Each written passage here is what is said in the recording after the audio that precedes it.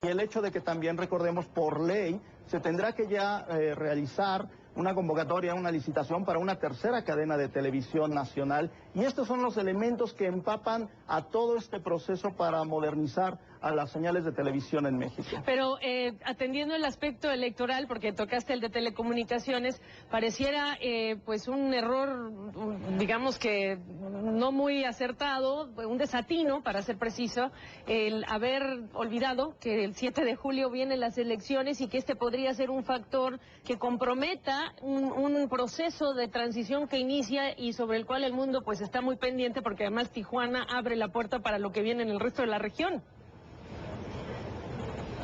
Totalmente, son las elecciones muy importantes de los 14 estados en los que se van a llevar elecciones locales el próximo 7 de julio. Baja California es una de las plazas más importantes, Tijuana es una de las ciudades con mayor número de electores, desde luego, y por lo tanto también es uno de los asuntos que preocupan más desde al gobierno federal. Y por eso ha tomado esta determinación de solicitar la suspensión, como lo hizo también una comisión del Instituto Federal Electoral, a raíz de la petición también del Instituto Local Electoral en Baja California. Así que se conjugan todos estos factores para pedir que se postergue, que se regresen a los canales analógicos para poder publicar y ver todas las propaganda de los candidatos a las elecciones. Sí, es un cúmulo de asuntos que se están justificando para poder postergar el apagón, pero veremos lo que decide en unos momentos la Comisión Federal de Telecomunicaciones, que por lo que se ve y como se ha postergado en otras ocasiones, es muy probable que entonces se regrese a la señal análoga. Ahora, lo que yo estoy tratando de entender, si hubo una buena planificación, en principio en papel, las elecciones se sabían de este próximo 7 de junio, si no me equivoco la fecha, se sabía también que habían elecciones. Entonces, ¿por qué, si sabían que iba a haber, que de por sí se sabe que hacer este cambio de análogo a digital trae problemas, porque ya la experiencia de Estados Unidos, y sabiendo que tienes una elección, ¿por qué no decir posponer desde un principio el apagón en Tijuana hasta después de las elecciones y evitarse todos estos problemas? Aquí hubo un problema de planificación. Hay un problema de comunicación totalmente. Había acusaciones entre el municipio de Tijuana y el gobierno federal a través de la COFETEL sobre que no habían sido informados, sobre cómo se estaban distribuyendo los codificadores. Es evidente que en México es una situación diferente que en Estados Unidos. Aquí también, aunque se sufrieran en Estados Unidos los codificadores, en México todavía la población de bajos ingresos que requería este subsidio es mucho mayor. Son 200,000 hogares nada más en Tijuana los que requirieron establecerse los codificadores, y por lo tanto también tuvo una mayor complejidad la distribución de los mismos y la comunicación.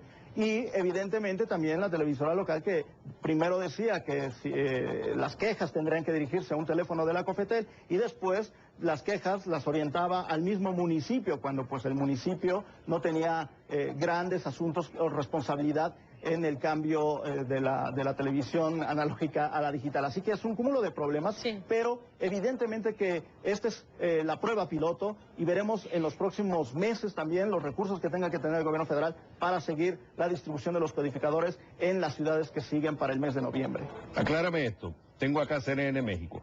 El presidente de la Comisión Federal de Telecomunicaciones, COFETEL, es el gobierno, ¿correcto? De Swan. Sí, es un organismo del gobierno. Él dice, acusó que el apagón analógico afecta a los intereses de los concesionarios de televisión, que solo están a favor de la transición de dientes para afuera. Y hubo una respuesta del grupo Televisa. O sea, básicamente está diciendo Televisa.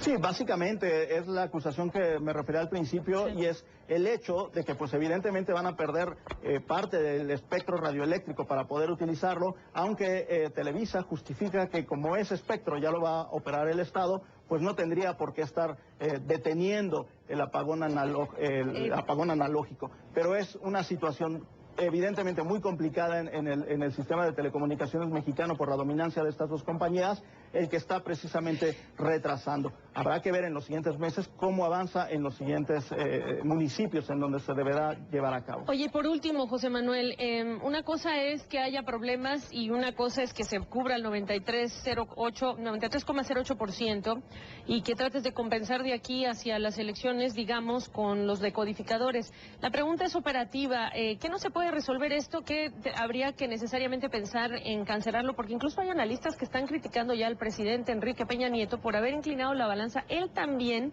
en el tema de suspenderlo en lugar de resolverlo. ¿Qué me dices? ¿No hay suficientes decodificadores? No había suficientes decodificadores, no había suficiente presupuesto. El cambio requerirá en general en todo el país alrededor de 13.800 millones de pesos. Se están destinando estos recursos. Se abrió una ventanilla especial precisamente esta mañana y hasta hace unas horas se habían hecho 700 solicitudes para el decodificador. Pero sí es un elemento importante. Se tiene que subsidiar el decodificador para que estos hogares de bajos ingresos lo tengan. Pero es un proceso muy largo. La gente tiene que, la empresa encargada de entregar los decodificadores iba casa por casa encuestando y preguntando si tenían o no la señal digital y si no, pues serían los candidatos a obtener este decodificador. Muchas casas estaban, pues no respondieron, muchas personas no estaban cuando llegó el encuestador, etcétera. Es un proceso bastante complejo y que evidentemente tiene estos problemas, pero lo que señalaban muchos de los críticos es se va a beneficiar o se va a dañar al 93% de las personas que ya precisamente cuentan con el servicio digital por el 6% que no lo cuenta. Esto es una advertencia a los gobiernos de América Latina que presten atención a lo que está pasando en México, si se quieren evitar estos dolores de cabeza cuando hagan la transición. José Manuel Martínez, como siempre es un placer tenerte en el programa. Chao. Gracias.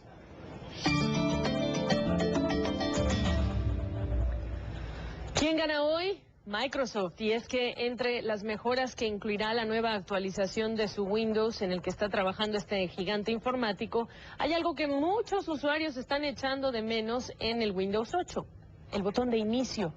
La versión 8.1 de Windows lo recuperará para alegría de muchos clientes que no han conseguido entender por qué la empresa prescindió en su día de este socorrido botón.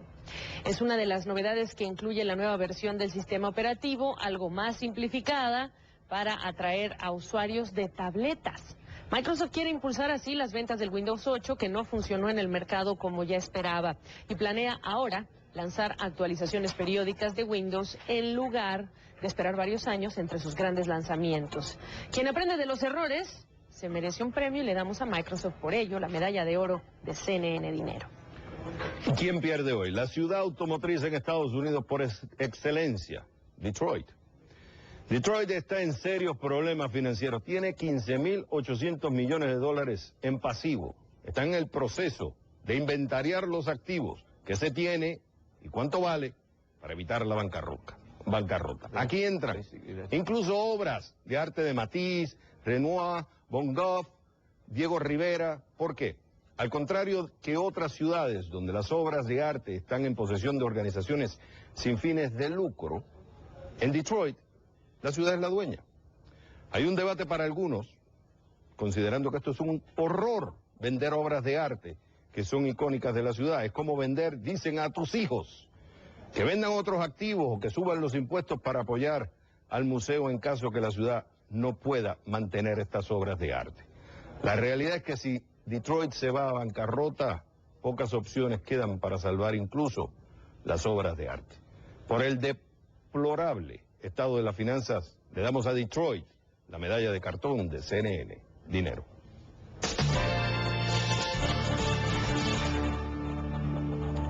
¿Está justificada la polémica con Coors? Este es el tema de hoy. Todos los años, New York o Nueva York acoge el desfile puertorriqueño, una fiesta para los millones de puertorriqueños y sus descendientes de la isla que vienen a la Gran Manzana y que viven en la Gran Manzana. Estamos hablando de más de 2 millones de personas en las calles, cobertura de televisión, patrocinadores. Miller Coors patrocina el desfile desde hace 7 años. ¿Qué ha pasado? Lanzaron un envase especial para el desfile con un símbolo con los colores y el diseño de la bandera de Puerto Rico, sobre una manzana con la palabra National Puerto Rican Day Parade, Inc., que es el nombre de la organización que se encarga de organizar la parada. Algunos creen que la lata es ofensiva y envía un mensaje equivocado, siendo el tema principal del desfile de este año la salud, y más aún cuando entre los puertorriqueños hay un alto nivel de alcoholismo. Un grupo de activistas autollamados boricuas por una buena imagen protestaron fuera del centro de distribución de Coors en el Bronx. Y hasta el fiscal general de Nueva York anunció que investigará la relación financiera entre Coors y los organizadores del desfile.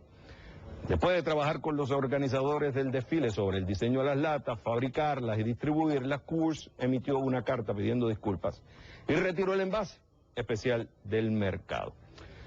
Claro, si fueron acusados de perpetuar estereotipos racistas encubiertos, si fueron acusados de denigrar a los puertorriqueños, de usar un símbolo patrio que representa la dignidad, el orgullo y la historia, claro, si se les acusó de comercializar el desfile, y se les acusó además de que recibieron amenazas de ataques legales, de protestas civiles y boicots, es lógico que lo quitaran. Es cierto que esta es la segunda vez que Coors protagoniza una controversia después que en el 2011, también para el desfile puertorriqueño, lanzaron una campaña que decía "Emborícuate". Eso estaba por todos lados. La cervecera decía que era para llamar el espíritu boricua. Algunos consideraron que era para decir "emborráchate". Entiendo la sensibilidad de algunos puertorriqueños en Nueva York, es justificable.